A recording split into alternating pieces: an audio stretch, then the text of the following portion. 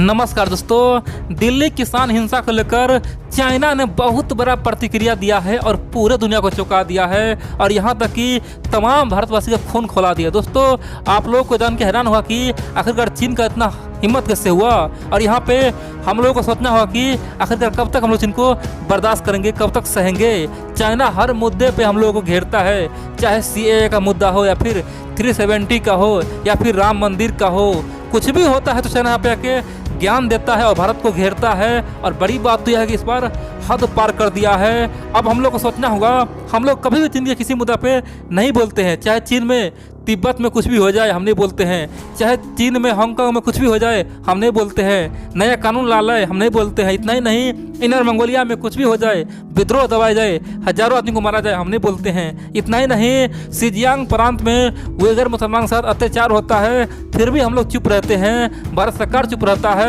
लेकिन चाइना बदले में क्या करता है, हर मुद्दे बोलता है, भारत को घेरता है और अब की बार हद ही पार कर दिया है। इसीलिए अब की बार सोचना होगा भारत सरकार को, आखिरकार कब तक चीन का हम बर्दाश्त करेंगे और चीन का हरकत से हम लोग कब तक परेशान रहेंगे। दोस्तों, आप लोग पूरा खबर देखिए और समझ आखिरकार हुआ क्या है। देखिए, आप जानते हैं 26 जनवरी 2021 में क्या हुआ। गणतंत्र दिवस के दिन दोस्तों भारत में बहुत बड़ा कांड हो गया। पूरे दुनिया भारत की तरफ देख रहा था, सब देख रहा था कि किस प्रकार भारत गणतंत्र दिवस मनाएगा और यहाँ पे किसानों ने आंदोलन शुरू कर दिया और बड़ी बात तो यह है कि लाल किला पे चढ़ाई शुरू कर दिया। अब यहाँ पे दोस्तों समस्या यह है कि किसान का कहना है कि ये जो हरकत हुआ है, ये जो दंगा हुआ है, ये जो हिंसा हुआ है, उसमें मेरा हाथ नहीं था, हम लोग शांतिपूर्वक ही आंदोलन कर रहे थे, लेकिन यहाँ पे कुछ आतंकवादी घुस गया था। इतना ही नहीं, कुछ शरारती तत्व घुस गया था और उसी ने ये दंगा करवाया है, ये हिंसा किया है।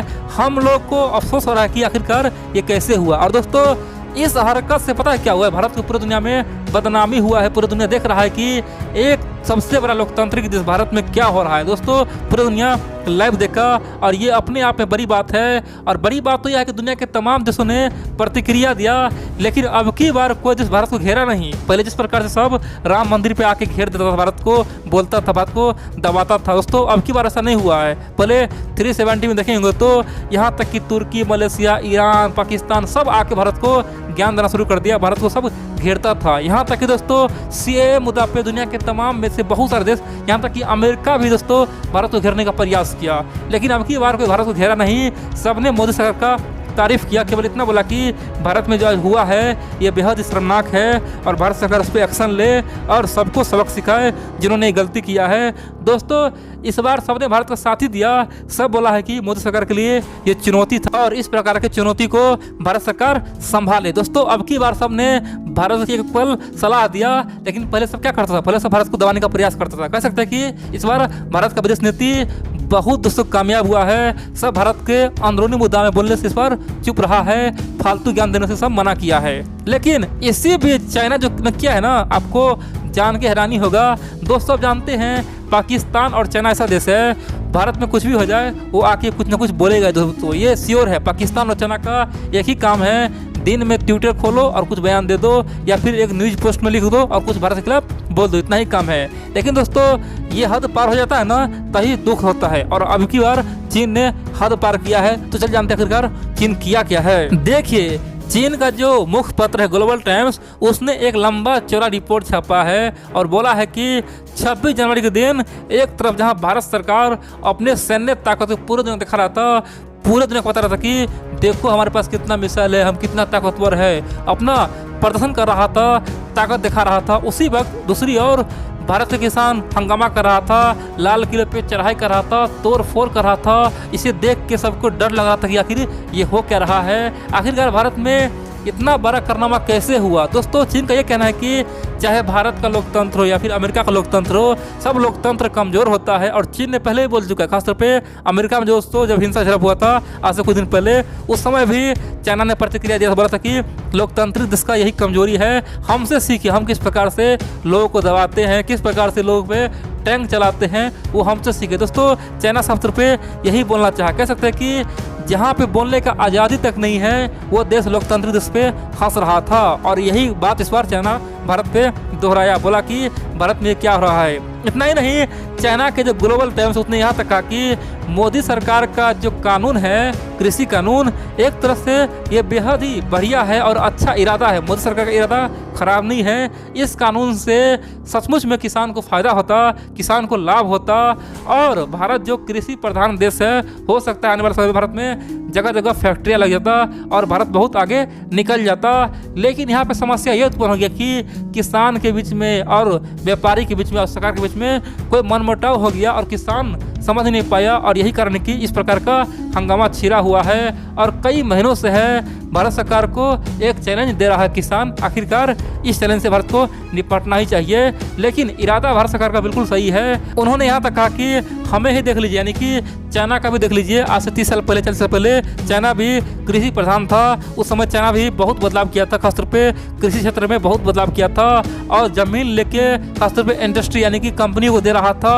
और यही कारण कि आज चाइना में जगह जगह फैक्ट्रियाँ खुला है और चाइना आज ग्लोबल मार्केट हो चुका है। तो खासतौर पे भारत सरकार का नीति सही है, क्योंकि हमने भी पहले आज से 40-50 साल पहले बहुत कुछ बदलाव किया था, तब जाके यहाँ पहुँचे हैं। लेकिन ये जो बड़ा मुसीबत है उसे भारत सरकार कैसे संभालेगा? दोस्तों, चीन का ये कहना है कि वर्तमान में भारत हर मुद्दे फंसा हुआ है। एक तरफ जहाँ कोरोना वायरस से भारत लड़ रहा है, दूसरी ओर भारत में जगह जगह कई जगह विद्रोह ऑलरेडी होता रहता है। और बड़ी बात तो यह है कि वर्तमान में किसान आंदोलन भारत के लिए बहुत चैलेंज है। लेकिन भारत यहाँ क्या करता है?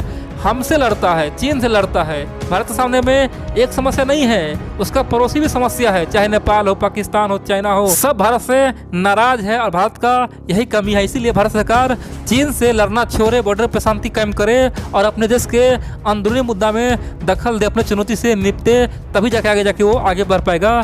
नहीं तो अमेरिका के साथ मिलके हमें दबाने से कुछ नहीं होगा। अमेरिका और भारत मिलकर हमें कुछ नहीं कर पाएगा। हम ऑलरेडी बहुत ताकतवर बन चुके हैं। भारत के लिए भला यही होगा कि अपने देश पे ध्यान दे, किसानों पे ध्यान दे, अपने लोगों पे ध्यान दे और उसके बाद माने वहाँ पे शांति लाए और तभी वो आगे बढ़ पाएगा। बॉर्डर पे अशांति से कुछ नहीं होगा। दोस्तों, चीन ने साफ कर दिया कि हमसे टक्कर मत लो, अपने देश में देखो। अब दोस्तों, यहाँ पे एक बात बोले आपको, चीन जो बोल रहा है ना, कहीं ना कहीं सच्चाई भी है। हम लोगों के यहाँ बहुत अनपढ़ भी है दोस्तों, गवार भी है। कह सकते हैं कि हर मुद्दे पे आंदोलन शुरू कर देता है। कह सकते हैं कि एक छोटा सा बिल आ जाए तो यहाँ पे आंदोलन शुरू हो जाता है। यानी कि एक आंदोलन दोस्तों देखो कितना नुकसान जानते हैं। मान लीजिए एक दिन देश बंद होता है, कई सारे पॉलिटिकल पार्टी मिलकर देश बंद कर देता है, 2 दिन बंद करता है, 4 दिन बंद करता है। दोस्तों, इससे क्या होता है? इससे बहुत नुकसान होता है, जिसके जीडीपी को तगड़ा झटका होता है। और यही कारण है कि आज भी दुनिया के तमाम बड़े बड़े कंपनी भारत नहीं आना चाहता है। उनका मानना है कि भारत में हमेशा आंदोलनबाजी होते रहता है, उसमें कई सारे गाड़ियाँ फूंक देता है, फैक्ट्रियाँ जला देता है, कुछ भी कर देता है। लोग को कौन समझाएगा?